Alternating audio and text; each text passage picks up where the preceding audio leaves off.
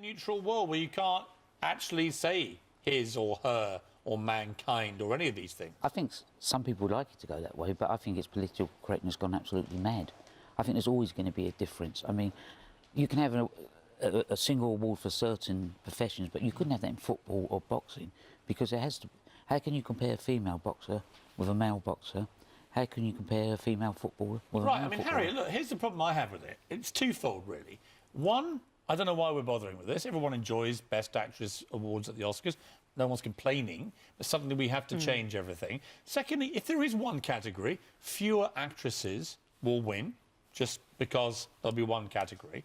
Thirdly, if there's real gender neutrality, then why don't we take it everywhere, like the Olympics? And we know the answer, because women wouldn't win anything apart from the equestrian event, I'm told. So, yes, so women would win the equestrian event. So we know that actually when you equal out physicality, women and men are on a pretty level playing field. And physicality is a different issue. But they're not, though, are they? I mean, it's a different issue. If you put the strongest, most powerful and fastest men against their female equivalents, the men would win. But that, what we're looking at there is a purely physical issue. But do you accept that? Yes, absolutely, and I'm not saying so you accept there are really qualitative differences between men and women? I accept there are physical differences between men and women, yes. Do you know there are now 71 different gender options on Facebook? I thought it was 50, actually. No, 71, right? You can be gender neutral, you can be polygender, you can be a two-spirit person, you can be a woman, you can be bigender, cis-female, cis-woman, gender fluid, gender non-conforming, gender questioning, gender variant. I'm not making this up. 71 different ways. How nice. And which one are you going to pick? What is wrong with man and woman, boy and girl? What is wrong with that? Nothing. They haven't taken man and woman off that list. They're still on that list. They're just saying that actually if we look at it for the first time in history and say, if we didn't just have these two options, what else could we have? Who's invented all these? What else could we Why do we need them? Because there are people out there who are saying, actually, that doesn't feel like me. That doesn't feel like I fit in those options. With the greatest respect to these people, who are they to change the way that men and women have been categorised for thousands of years? But they're not. They're not. Why should everybody have to now conform to this tiny minority who woke up one day and went, I now want to be called two-spirit person. Well, I want to be called Hiawatha. All right, that's fine. Call yourself what you like. But it shouldn't be a formal category, surely. Why not? Why should it not? Nobody is saying you have to pick that category, Piers. You can still pick man. I can still pick woman. You have the choice. Are we going to have a gender-neutral category at the Oscars? I don't know, but I think for the 69 types of genders who are not covered by Best Actor and Best Actress, do we need to have a third category? So what was interesting about the MTV Awards was they actually went, you know what, this is open to everyone. And the reason we're doing it is because we have people saying to us, we just don't see the difference. We're not sure why it's there. The problem the Oscars have right now is that actually they're not the judging panel for them isn't probably diverse enough.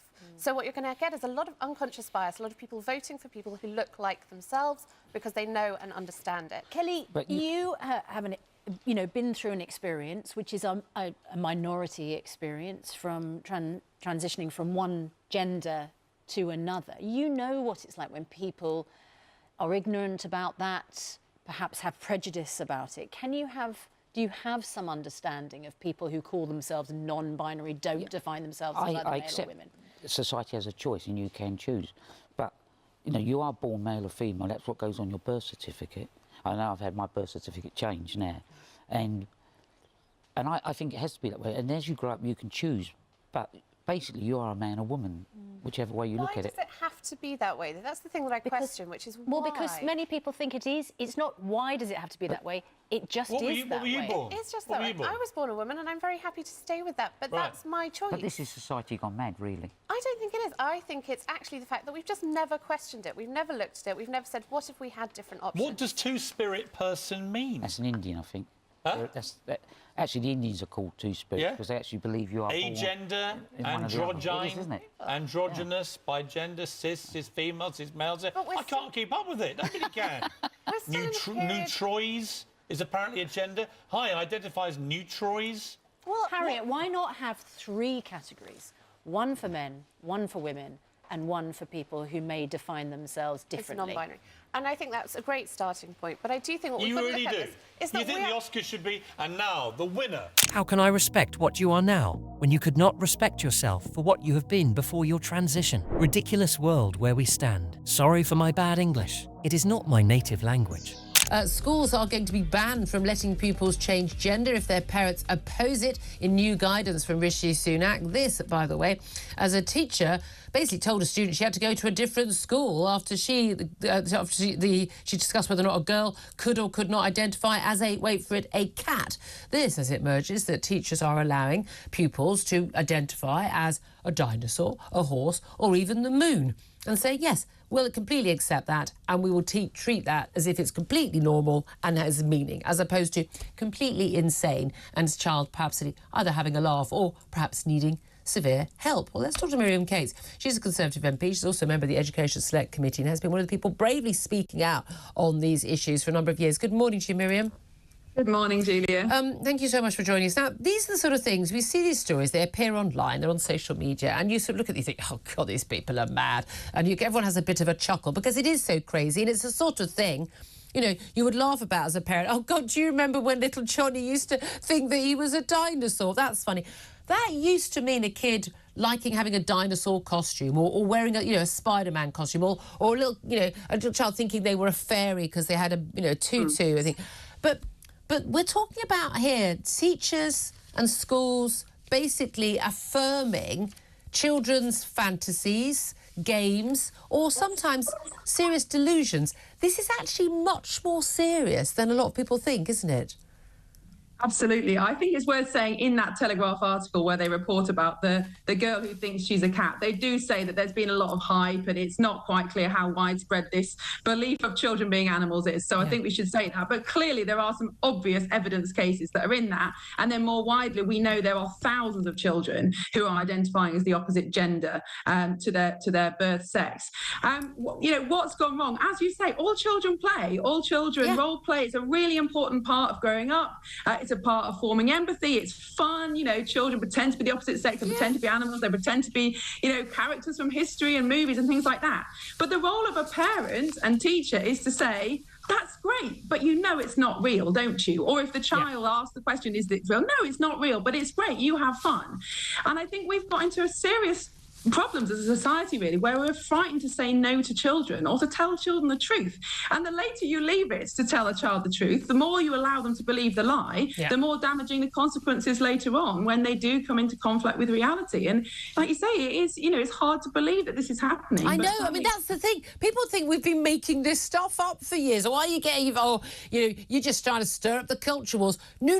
We didn't want this. We wanted kids to have normal, happy lives. I mean, you mentioned this story again. There's this teacher at a school in East Sussex in Rye reprimanded 2 Year 8 pupils for refusing to accept that one of their classmates identified as a cat. This is the thing. They were basically saying, look, it's all caught on tape.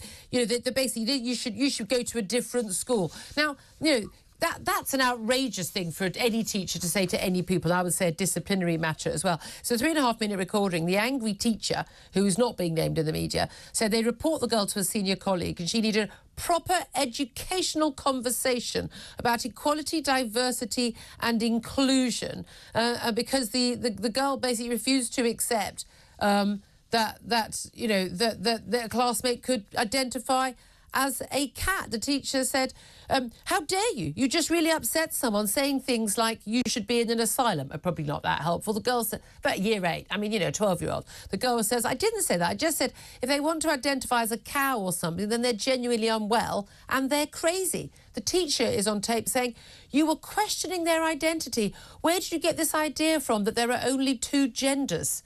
At which point the pupil says, I just said my opinion. If I can respect their opinion, can't they respect mine? The teacher insists there are lots of genders and then links her views to being homophobia, saying it's not an opinion. If you don't like it, you need to go to a different school. Now, this is the thing. The girl is actually incredibly making calm, rational, reasonable, fact-based arguments and is being reprimanded by, frankly, I would say a trans activist, political ideologist teacher who, frankly, has no business. I mean, teacher spoke to my kid like that, the idea she'd have a job on Friday ain't going to happen. I mean, this is outrageous that children are being told they can't express what until 3 or 4 years ago were considered to be completely normal opinion.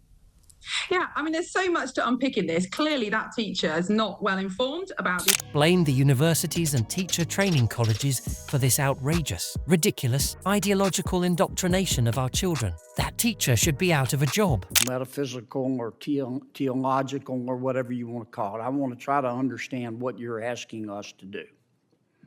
Let's take 2 books that have been much discussed. The first one is called All Boys Aren't Blue, and I will quote from it. I put some lube on and got him on his knees, and I began to slide into him from behind. I pulled out of him and kissed him while he masturbated. He asked me to turn over while he slipped a condom on himself. This was my ass, and I was struggling to imagine someone inside me. He got on top and slowly inserted himself into me. It was the worst pain I think I have ever felt in my life. Eventually, I felt a mix of pleasure with the pain. Close quote. All boys aren't blue. The second is another much discussed book. I'm sure you're familiar with it. It's called Genderqueer. Okay? Let me read an excerpt from that. Quote, I got a new strap-on harness today. I can't wait to put it on you. It will fit my favorite dildo perfectly. You're going to look so hot. I can't wait to have your cock in my mouth. I'm going to give you the blowjob of your life. Then I want you inside of me. End quote. Now, Mr. Secretary, what are you asking us to do? Are you suggesting that only librarians should decide whether the 2 books that I just referenced should be available to kids? Is that what you're saying? No. Okay. Tell me what you're saying. Well, first of all, there's this... Don't give me a speech. Tell me what you're asking me to do. With all due respect, Senator, and the words you spoke are disturbing, especially coming out of your mouth is very disturbing. But what I would also tell you that we're not advocating for kids to read porn, to Senator Booker's point. What are you advocating for? We are advocating for parents, random parents, not to have the ability, under the guise of keeping kids safe, to try and challenge the world view of every single manner on these issues. You're getting conceptual game. I'm not getting conceptual. Well, I'm saying yes, that you are. Yes, you are. Because I want to know what you're recommending. It sounds to me like what some of you are saying, the librarians should decide who gets to see that book. I'm saying when individual parents are allowed to make a decision of where that line is, and To Kill a Mockingbird, which involves a rape scene, should that book be pulled from our libraries? I think it becomes a slippery slope. I think you ought to think about it a little bit more before you come here. I've thought about it, Senator. If you're going to propose something, you ought to be able, in 30 seconds, to be able to explain what you're asking us to do. Ms. Kelly, what do you understand? Well, let me skip you for a second. Mr.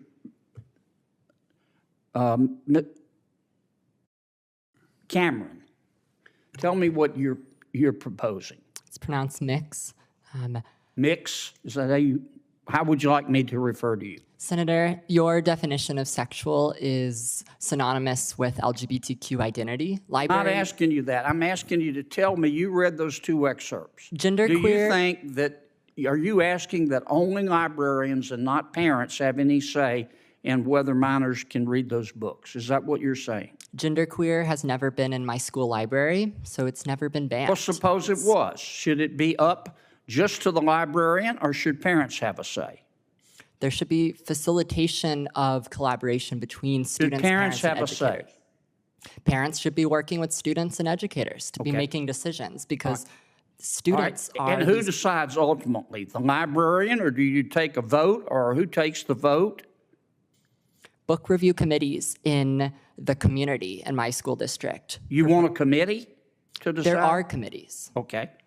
Well, I'm asking you, how do we decide whether the two books that I just referenced should be available in the library? What would you, if you were running things, what would you do? All Boys Aren't Blue, the scene you mentioned, is about sexual abuse. I know what it's about. It's not What erotic. would you do in terms of making the books available? Would you say anybody can see them, or they have to be in a special session? Students who do not read books like All Boys Aren't Blue cannot learn what is appropriate. I understand that. They cannot learn I understand, but none about of you want to abuse. answer my question. You come here and you say censorship is bad, and of course it's bad. But the obvious response is, okay, you heard the books we're talking about.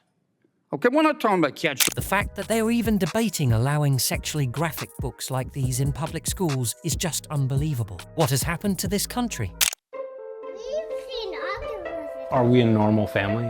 We have 2 kids, order Domino's for dinner sometimes. All right, I'm ready to go. In many ways, we fit the kind of normal stereotype. Our kids, Caden and Zyler, are 3.5 years old, and we're raising them using they, them, their gender-neutral pronouns so that they can decide for themselves when, if, and how they want to identify as a gender.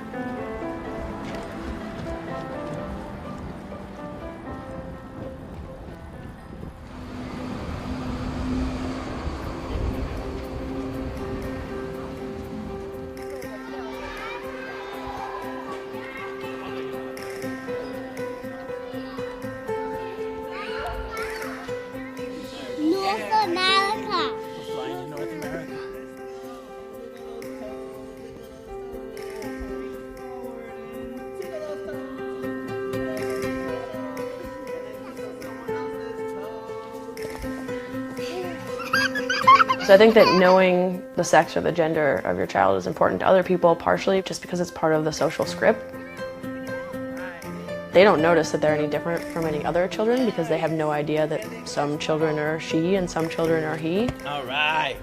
To them, they're all children, so like they don't notice any difference, and the other kids that they're with don't notice any difference.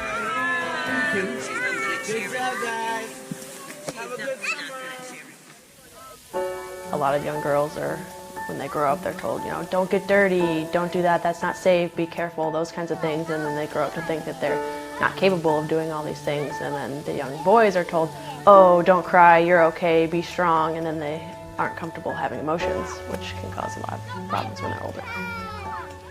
Gender is not something that we have discussed with either of them at all, really. We're as nervous about that as most parents are about like how our baby's made. They haven't really asked about it, so we're waiting until that question comes up. I think we're just kind of gonna wing it a little bit when we get there, but you know, telling them that gender is something that's fluid, and a lot of people have penises, identify as being boys, but that's not something that is necessary if you feel like you're a girl, and vice versa.